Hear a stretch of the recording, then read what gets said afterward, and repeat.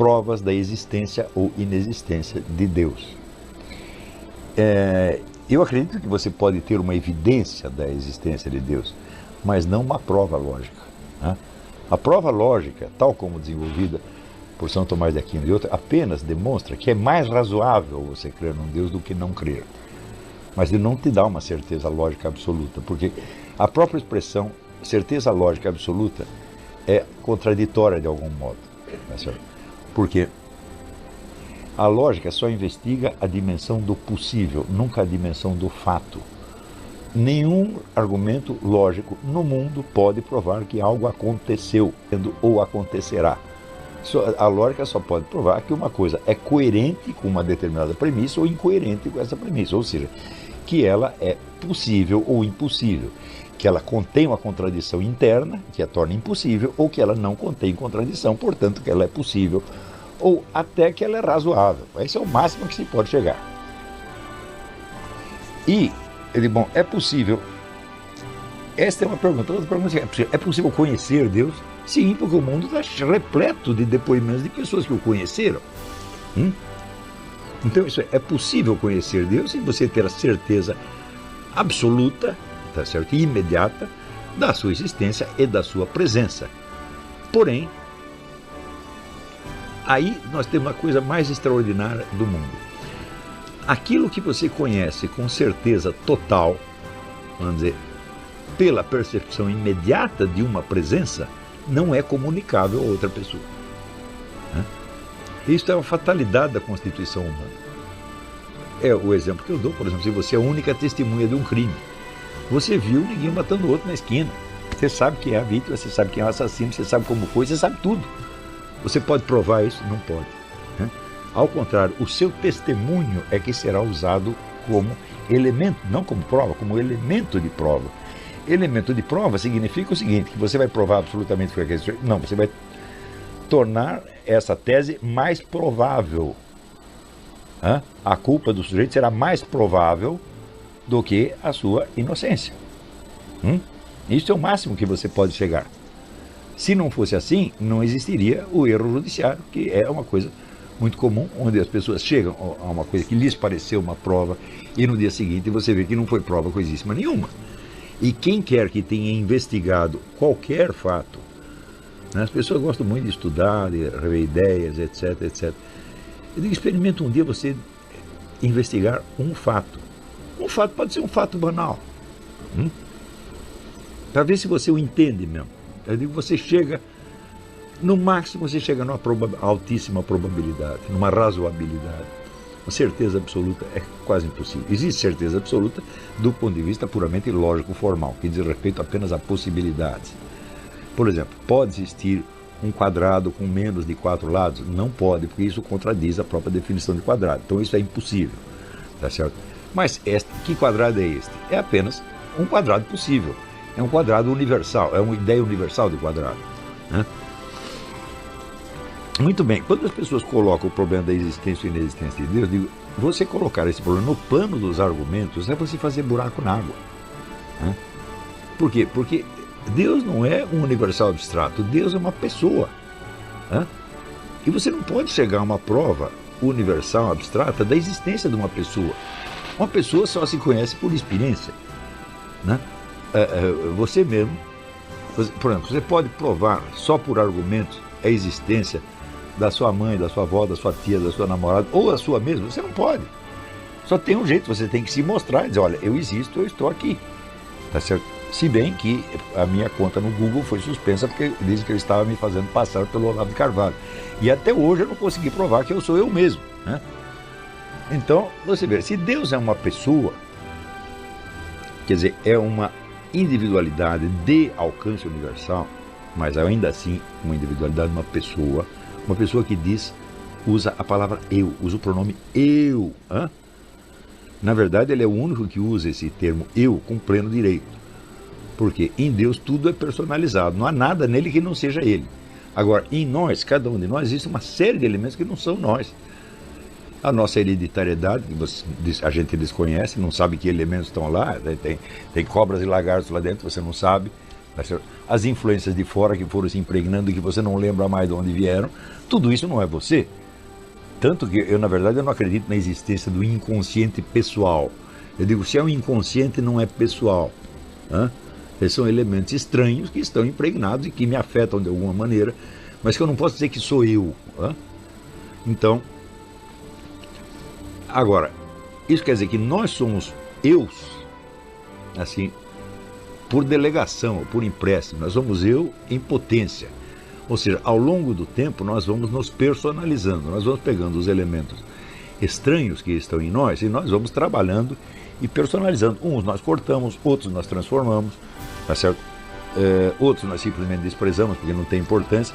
E no fim você vai personalizando o seu eu. E aí quando você está lá pelos 70, 80 anos, aí você começa a saber mais ou menos quem é o tal do eu. Né? Se chegar a isso. Né? Mas, quando Deus diz, eu sou aquele que eu sou, Ele está querendo dizer o seguinte, que nele tudo é eu. Não há um elemento estranho, tá certo? Não há um elemento externo, tá certo? E o próprio apóstolo São Paulo, ele diz, nele vivemos, nos movemos e somos. Ou seja, não há nada que não esteja em Deus de algum modo. Isso não quer dizer o panteísmo, que Deus é o universo. Não, Deus é esse universo, mas quantos universos ele queira criar? Tá certo? Ele mesmo já disse que vai criar outro, não disse? Então, quer dizer, Deus não pode ser esse universo, ele transcende o universo. Então, mas ao mesmo tempo, tudo o que é, vamos dizer, neste mundo que nós dizemos que não é Deus, nós queremos dizer que não é Deus inteiro. Mas aquilo está em Deus, não há outro lugar onde possa estar. Né? Por isso que diz o apóstolo que nele nós vivemos. Né? Nós vivemos, o planeta Terra existe e os galáxias inteiras existem em Deus, como possibilidades internas do próprio Deus. Internas que não se confundem com Ele, mas que também não estão fora dele. Nada pode existir fora de Deus. Né? Então, isso quer dizer que Deus é o único que usa a palavra eu com total propriedade. Nele tudo é personalizado. Existe, alguém usa uma imagem muito bonita, ele diz, em Deus o corpo inteiro é um rosto. Né? Ora, nós reconhecemos as pessoas pelo rosto. Né? Se você vê o sujeito pela ponta do dedo, você não vai saber que é ele. Né? Se vê pelas costas, mais ou menos. Isso quer dizer que no nosso corpo, somente algumas partes estão personalizadas, especialmente o rosto, especialmente os olhos. Né? Você vê, até outro dia eu estava assistindo um filme em que o sujeito fez uma operação plástica e para mudar de identidade, inclusive mudou a cor dos olhos, mas mudou a cor, mas não mudou a expressão. Então, quer dizer, o olho é a parte mais expressiva da pessoa. Você pode, por exemplo, mudar o nariz. Quando ele fez a operação do nariz, você ainda reconhece a pessoa. Mas o olho tem uma expressão pessoal, e isso aí você sempre reconhece. Mas e o resto? E a testa? E a orelha? Né? E o braço? Mão é mais personalizada, mas pé já não é. Pé você mete dentro do sapato. Tá certo? O coitado não pode nem se mexer lá dentro. Não é isso? Além disso, você vai andando, você estraga o seu pé ao longo do tempo. Né? O pé fica todo torto, cheio de calosidade, etc. Você não pode dizer que isso é pessoal. Não foi você que escolheu que seu pé ficasse assim. Foram as condições ambientes.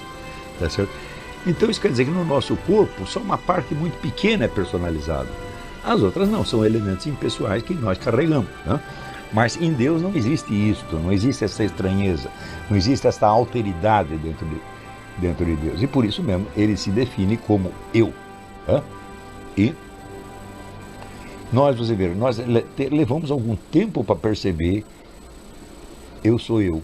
Né? Para você captar um pouco da sua identidade leva algum tempo. E você pode perdê-la, qualquer doença mental faz você perder. Né? Quando você perde a memória, você perde a sua identidade também. Tudo isso em nós é incerto, ao passo que em Deus aquilo é certo e permanente e imutável. Né? Então, quando se fala, vamos dizer, de debate da existência ou inexistência de Deus, a gente acompanha, por exemplo, muitos desses debates do William Lane Craig. São argumentos absolutamente brilhantes. Tá certo? E, em geral, ele humilha os adversários. Mas humilhar o adversário é uma coisa e provar a sua tese é outra. É? A existência de Deus não pode ser provada por argumentos no nível da certeza absoluta. Pode no nível da razoabilidade. Você pode até chegar àquele ponto e falar, se você não acredita em Deus, você é idiota, você é maluco. Você pode chegar até nisto. Mas isto não é uma certeza lógica absoluta. Por que você não pode conhecer isso? Porque você só poderia chegar à certeza absoluta se Deus fosse um universal abstrato. Como Deus é uma individualidade concreta, que inclusive se manifesta no tempo, sob a forma de uma presença humana, então, meu filho, você só pode conhecê-lo por experiência, como qualquer outra pessoa. E por isso você verá, vamos dizer que os argumentos pró e contra a existência de Deus são mais ou menos os mesmos há muito tempo. Tá certo? A pessoa torna um pouco mais elegante, um pouco mais sofisticado, mas não muda. Ao passo que o número de experiências de Deus que houve no mundo é ilimitado. Dessas vidas de todos os santos, santos místicos, São João da Cruz, né? Padre Pio de Pietrelcina, São Francisco, tantos e tantos e tantos e tantos e tantos e tantos, tá certo? Que conheceram Deus por presença, pela ação direta de Deus, ação direta e personalizada com que Deus se dirige e fala com uma pessoa, tá certo? Ou introduz modificações na vida daquela pessoa, tá certo? Você vê como são modificações intencionais, tá certo? Então, quando você vê essa ação intencional de Deus, você está vendo a presença dele. É a ação, como você vê, exatamente como você vê a ação de um ser humano. O que caracteriza a ação de um ser humano sobre você? A intencionalidade da ação.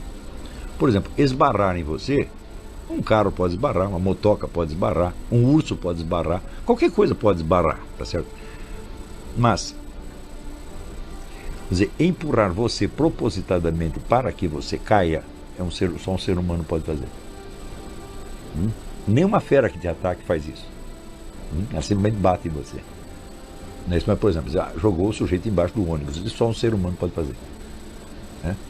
Então, porque há uma intencionalidade, no caso maligna, mas possui intencionalidade boa também, tá certo? Então, a intencionalidade significa que por trás daquela ação existe uma consciência que é dona de si, que é senhora de seus atos e que livremente, sem a sua influência, decide fazer isto ou aquilo. Não é isso? Com a consciência dos efeitos que pretende desencadear. Tá certo? Então, a ação divina, a mesma coisa. Quer dizer, não são modificações acidentais que possam ser explicadas por fatores impessoais externos. É isso que eu expliquei também na aula, o que é um milagre. Onde você vê um milagre, não é uma coisa estranha que aconteceu. Tá certo? É uma sequência de ações e de acontecimentos que marcam claramente uma intencionalidade. Tá certo? E por isso fazem sentido. E por isso se estabelece ali um diálogo, um encontro. Tá certo? Então, este tipo de conhecimento de Deus é abundante. Não confundam isto com a ideia, esta sim, herética, de que só conhecemos Deus por uma experiência interior, por uma vivência interior ou por um sentimento. Não, isto é herético completamente. A ação divina é uma ação objetiva, externa. É uma ação sobre o mundo físico. Então, quando eu digo só o conhecimento experimental de Deus vale, não é experiência no sentido psicológico, subjetivo, de jeito nenhum. É experiência no sentido objetivo. Não é isso? Então, por exemplo, se você pega aquelas curas todas que Deus operou a pedido do Padre Pio de Pietrelcina, não eram modificações subjetivas. Eu tive uma impressão de que Deus falou comigo. Não. Ou era uma coisa que acontecia mesmo no campo físico, ou não acontecia. Então, existe esta possibilidade do conhecimento de Deus, mas esta possibilidade só tem validade cognitiva para aquele que a experimentou. Ela não é transmissível. Mas acontece que todas as verdades importantes no mundo são assim. As verdades que são totalmente transmissíveis, ou são verdades puramente lógicas, ou são verdades científicas parciais, obtidas mediante um recorte, tá certo? E uma série de procedimentos de verificação que são altamente deficientes, altamente falíveis, tá certo? E que se impõem, de certo modo, para uma coletividade até que alguém as desminta. Por exemplo, hoje sabe-se que a possibilidade de você repetir, né, replicar, replicate, como se diz em inglês, uma experiência científica é quase nula. Sempre existe uma diferença, uma interferência qualquer, tá certo? E a segunda experiência nunca é igual à primeira. Então, no máximo, o que uma ciência atinge, qualquer ciência atinge, é apenas probabilidade razoável, né? Sempre, né? Então, no entanto, o conhecimento que é obtido, vamos dizer, pela experiência direta, ele é inegável, porque é a experiência de uma presença. E a presença o que é? Um aqui e um agora. Não é isso? E um aqui e um agora que representa então um fato. Quer dizer, um fato é uma coisa que aconteceu e que não pode mais desacontecer, mesmo que você o esqueça. Quando eu digo que este tipo de experiência ele fornece a certeza absoluta, eu estou falando isso do ponto de vista da validade objetiva dessa certeza e não da crença subjetiva. Por quê?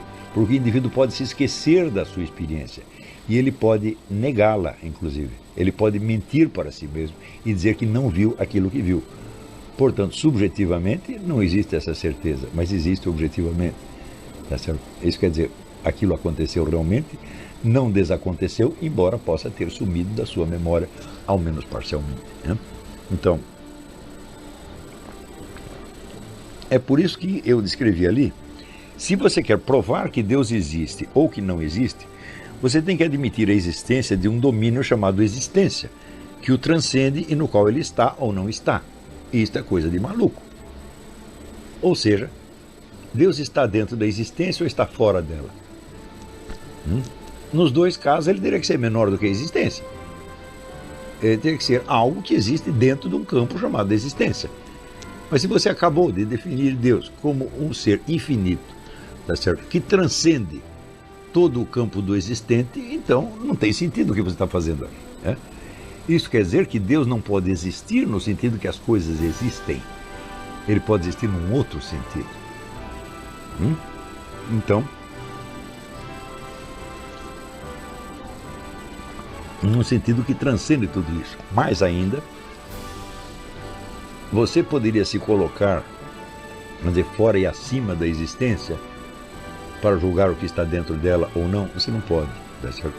Portanto, só existe uma maneira de você conhecer Deus, é você reconhecer que você está dentro dele. E isso acontece quando ele quer, né? Ou seja, a presença de Deus é uma coisa abrangente, que te engole de alguma maneira.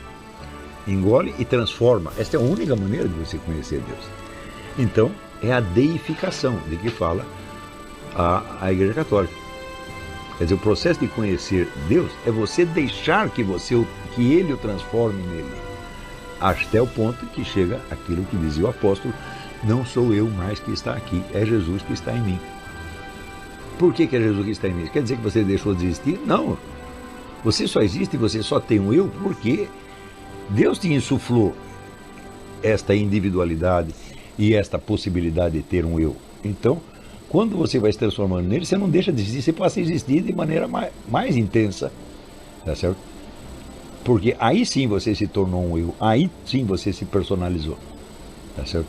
Então, não é a ideia, vamos dizer, da fusão, o eu que desaparece e é engolido numa universalidade abstrata, como mais ou menos é na metafísica hindu, né? Então, quer dizer, eu não sou mais eu, agora eu sou o Brahma, né? Então, isso é entendido como uma supressão da existência individual, né? Mas,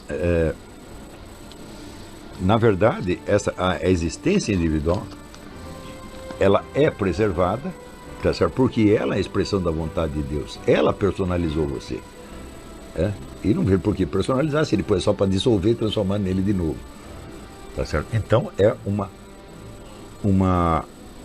não é uma fusão, é uma absorção, no sentido, uma superação, no sentido alemão do Aufhebung, uma coisa que é abrangida e superada ao mesmo tempo, e que na medida que se supera, se intensifica, né?